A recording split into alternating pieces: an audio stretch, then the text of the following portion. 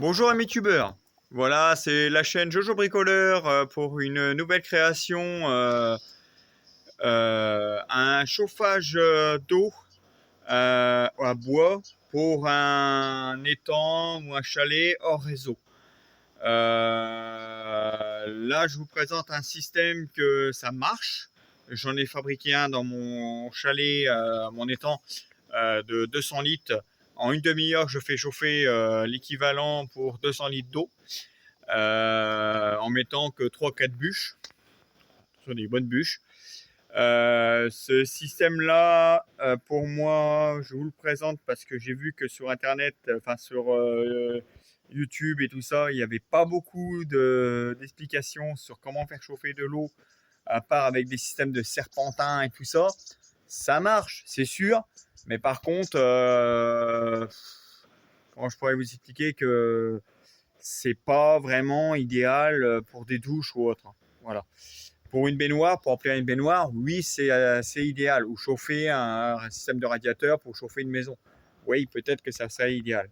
Mais là, le système que je vais vous présenter, il est top pour faire un système d'eau chaude, pour envoyer dans une cuve à côté de la douche du chalet. Et après, dans la cuve, vous avez une pompe vide-cave qui vous permet, avec bien sûr, il faut un groupe électrogène ou un panneau solaire qui vous permet comment dire, de faire monter de faire marcher la pompe vide cave avec un bouton. Vous appuyez dans la douche, la pompe va vous aspirer ce qui est dans le bidon en eau chaude. Alors, il faut prendre une pompe vide cave eau sale, eau chargée, pardon, excusez-moi, ce qui est vraiment plus idéal. Alors, c'est pas éternel, c'est sûr. Moi, personnellement, la pompe vide cave que j'ai mis, ça fait 3 ans que je l'ai dans mon chalet. Elle fonctionne tout le temps. À la fin de la saison, je la retire, je mets un petit coup du WD-40 au niveau des hélices, au niveau des... Voilà. Et puis, c'est reparti pour l'année d'après. Hein. Là, je vais vous le présenter. Après, j'en ferai plus le point sur des détails. Mais personnellement, regardez bien les vidéos. Ceux qui sont hors réseau ou ceux qui veulent faire hors réseau, qui veulent avoir de l'eau dans un chalet ou dans un petit coin au bord de forêt ou autre, c'est pas mal. Voilà, je vous le présente. Alors, tout d'abord, vous avez un achat à faire ou une récup. C'est un poêle à bois. Voilà. Alors, ce qui est le mieux, c'est les poêles à bois plats, vous savez. Alors, la hauteur, peu importe. Vous voyez, moi, j'ai mis un poêle à bois, un petit poêle à bois de 7 watts.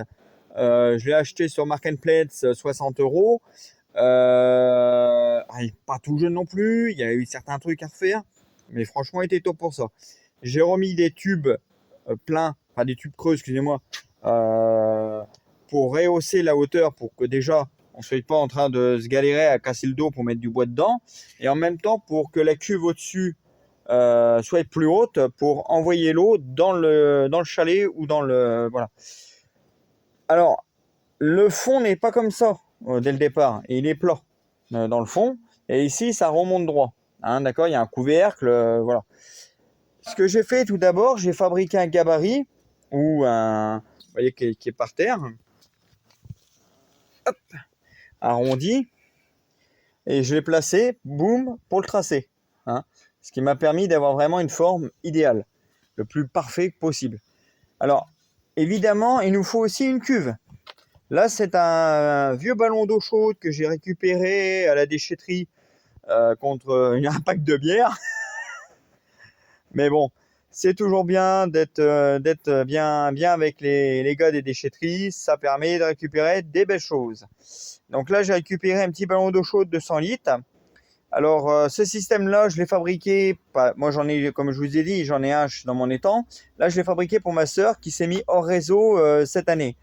Je l'ai fabriqué pour qu'elle a, on va dire, une douche chaude dans son chalet, ce qui n'est pas vraiment ce qui est un luxe dans un chalet hors réseau, mais ça fait du bien.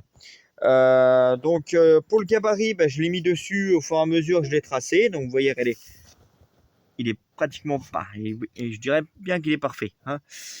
On va se lancer un peu de fleurs. Non, je te déconne, mais ouais, non, mais ça fait du bien des fois.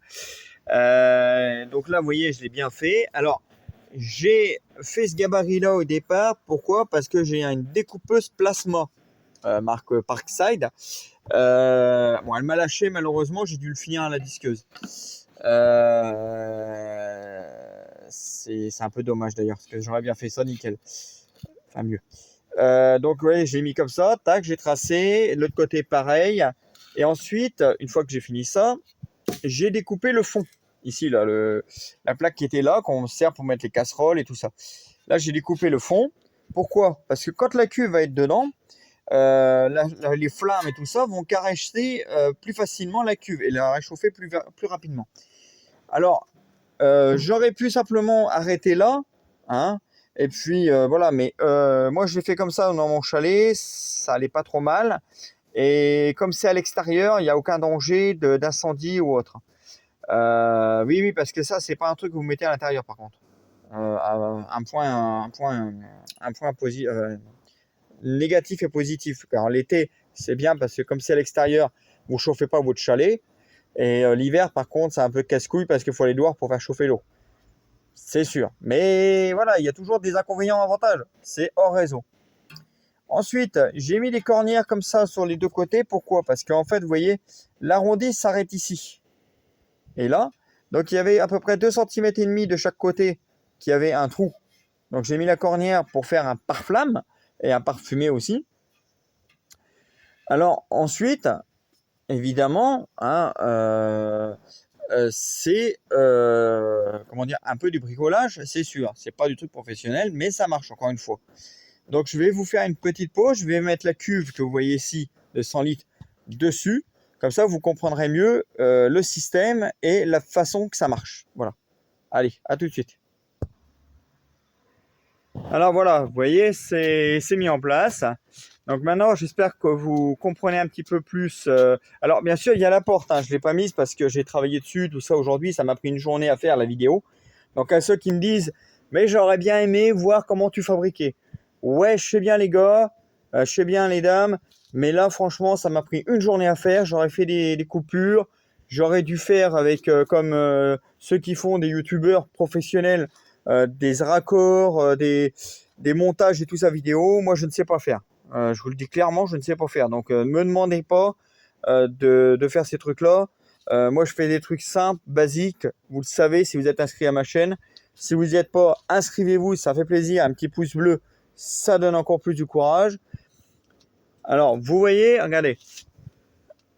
Au niveau du joint, on est pas mal. Alors, là, je ne vais surtout pas le souder. Parce que l'épaisseur, déjà, c'est du 2 mm. Donc, si je soude, ça va traverser et ça va faire des fuites. Parce que ça, c'est la cuve d'eau.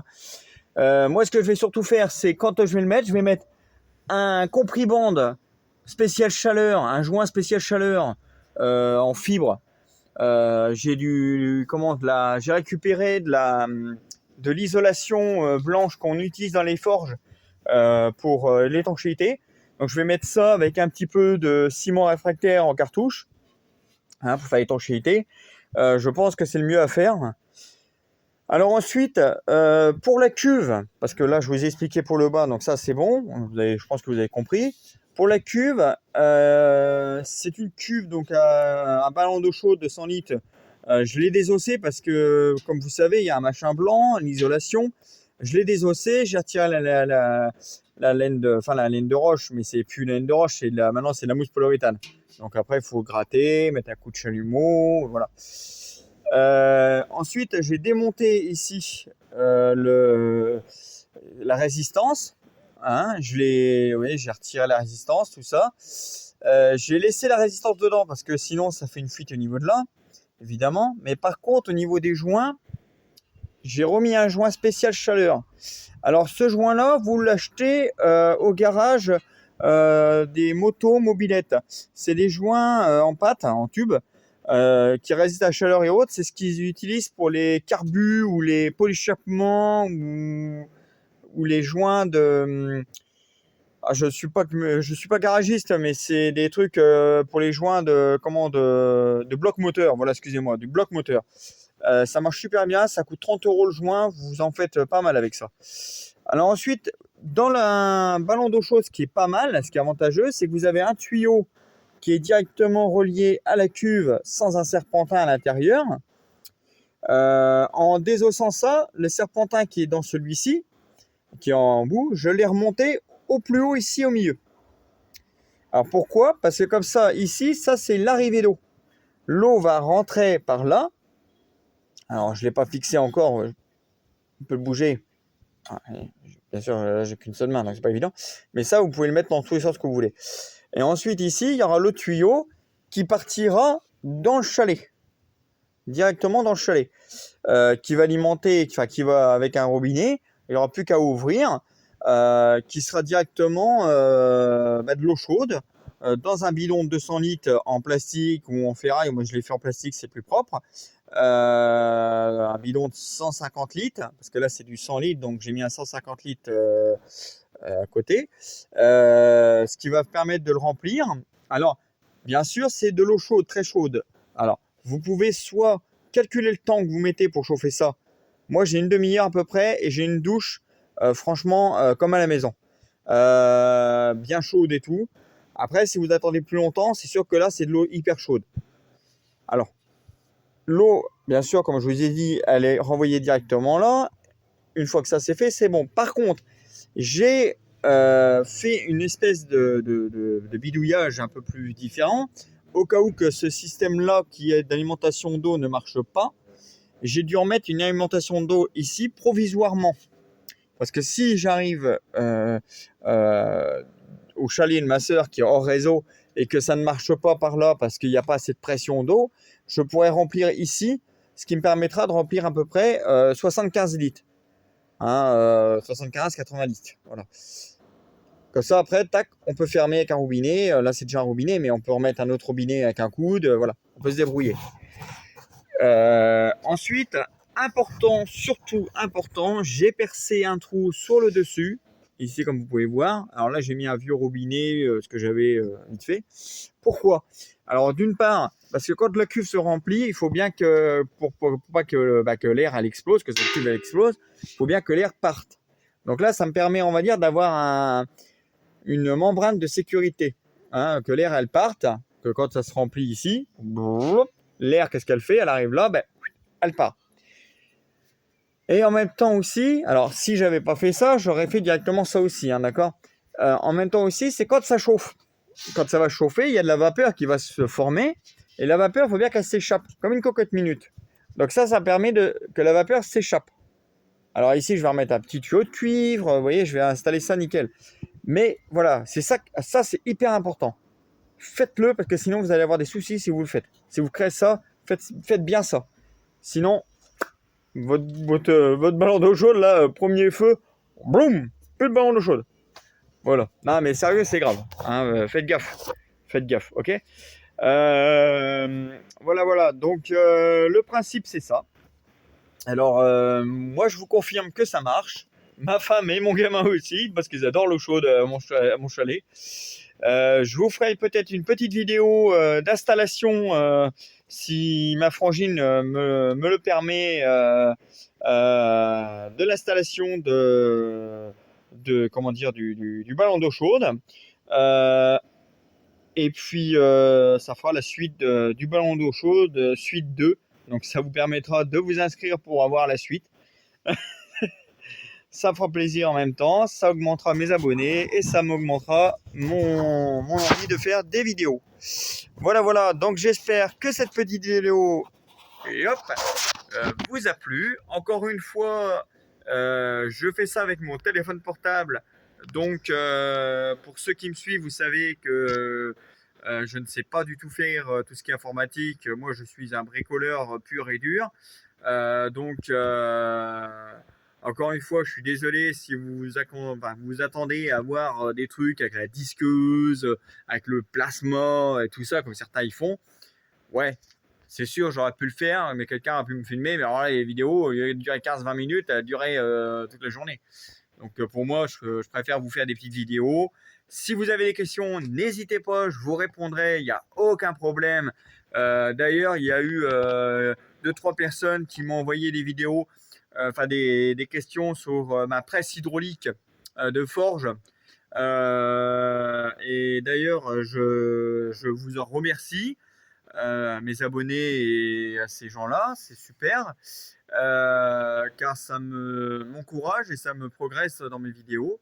D'ailleurs, ne vous inquiétez pas, j'en ferai une vidéo assez sous peu, je pense. Voilà, voilà.